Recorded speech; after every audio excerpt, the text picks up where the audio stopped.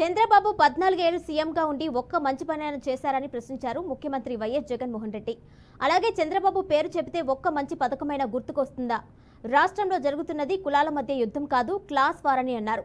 ఎన్నికల ప్రచారంలో భాగంగా సీఎం జగన్ నర్సాపురంలో రోడ్ షోలో పాల్గొన్నారు.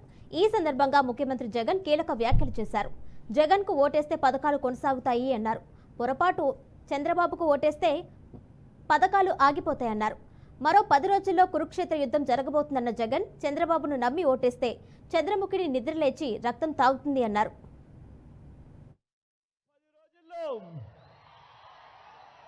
జరగబోతా ఉన్నాయి,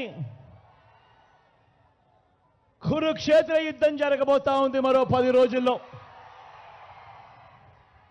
జరగబోయే ఎన్నికలు కేవలం ఎమ్మెల్యేలను ఎంపీలను ఎన్నుకునేందుకు జరగబోయే ఎన్నికలు కానే కావు.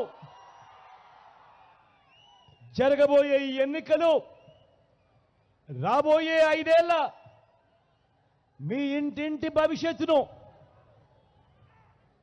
పథకాల కొనసాగింపును నిర్ణయించబోయే ఎన్నికలు. ఈ ఎన్నికలు అన్నది ప్రతి ఒక్కరూ కూడా గుర్తుపెట్టుకోమని కోరుతా ఉన్నాను మీ అందరితో కూడా. ఈ ఎన్నికల్లో జగన్కు ఓటు వేస్తే పథకాలన్నీ కొనసాగింపు, అదే పొరపాటున చంద్రబాబుకు ఓటు వేస్తే పథకాలన్నింటికీ ముగింపు, మళ్ళీ మోసపోవటం. ప్రతి ఒక్కరూ కూడా జ్ఞాపకం చేసుకోమని అడుగుతా ఉన్నా. అదే పొరపాటున చంద్రబాబుకు ఓటు వేస్తే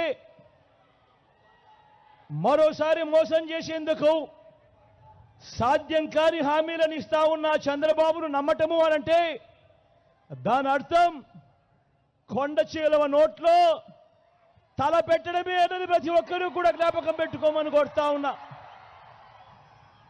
పొరపాటున చంద్రబాబుకు ఓటు వేస్తే